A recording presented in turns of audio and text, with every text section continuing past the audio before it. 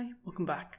So in this video, we're going to be creating our first repository. So I know you're probably thinking, well, when do I get to actually use Git? Can't I just go into a folder and start working with adding and committing files? Well, it's a little bit more complicated than that because you can't just go through and start adding files and committing them just out of the blue. What you need to do is create a repository. So more specifically, a Git repository. So what you need to do is we are going to create a folder or a directory. Then we're going to use a command to turn it into a Git repository. Once you turn it into a Git repository, it can then store all of the information and all of the different commits on that directory. So you can't just do it without using this command to initialize a Git repository.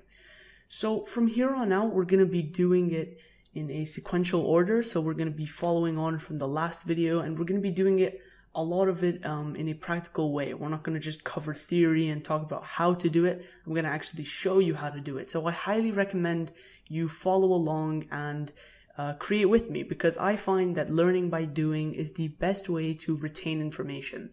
So just go ahead and follow along. You can obviously, mess around, experiment a little bit. That's the best way to learn, in my opinion.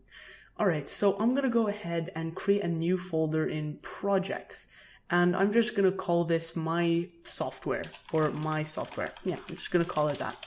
So this would be me starting a brand new project. So let's just say I have a really good idea for some software or a web application. So now I created the directory for it. Okay, there we go. So now I want to initialize this repository. Now I'm going to show you what's going to happen if we try and run any Git commands in this folder. So first of all, let's go ahead and open our bash terminal. And now let's go ahead and move into our projects folder. So I'm going to go cd ... to go to the root.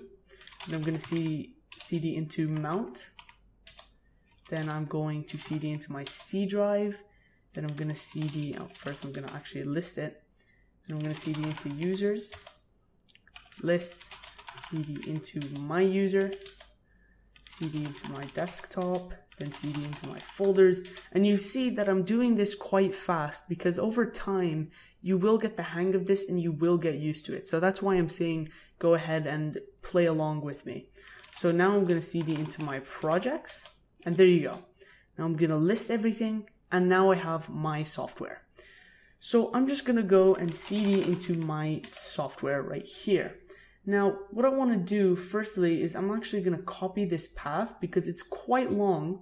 So I'm just going to copy that. Hold on.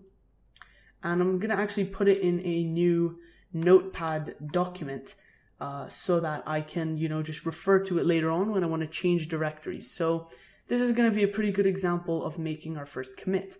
So I'm going to go and try and make a new text document, path for terminal. And of course, usually we call this by a lowercase name with dashes just to make it a lot easier to read with the terminal. So I'm going to open this, paste it, Control S or Command S, depending on where you are. I'm going to save that, and there you go.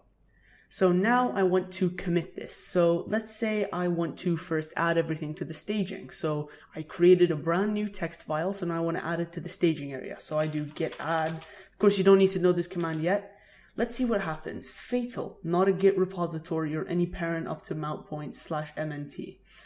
So what this is saying is this isn't a Git repository yet, so we can't really do anything. We can't work with any Git commands or store history or anything like that. So before you run any Git commands, there is one command that you need to use to initialize a Git repository. It's git and then init.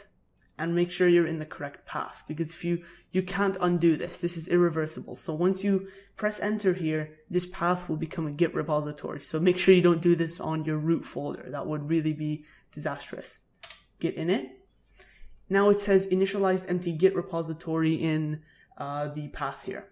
So we can see here that it added a new folder. So it's .git, and what this is going to do is store all of the history and all of the commits for our directory. So this is what I was saying about repositories, is they store all of the history of the project. So you can see there I have all of my branches, my hooks. We're going to talk about all of this later on, but now I can actually start using git commands.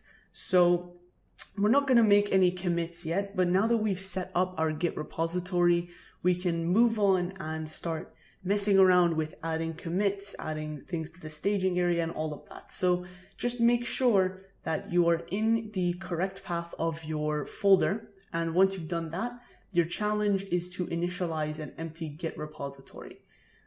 So I'm just going to close that down. So that's pretty much it for creating an empty Git repository. It's very easy to do. It's one simple line, but you have to do this in order to make sure that you have a Git repository installed. It's already there and it's ready to be used. So that's the command you need to use. Go ahead and do that with as many folders as you want. I'd recommend you start with one for now so you can get a feel for it. And once you do that, you can go through and start messing around with all of your different projects, making them Git repositories, things like that. All right, let's move on.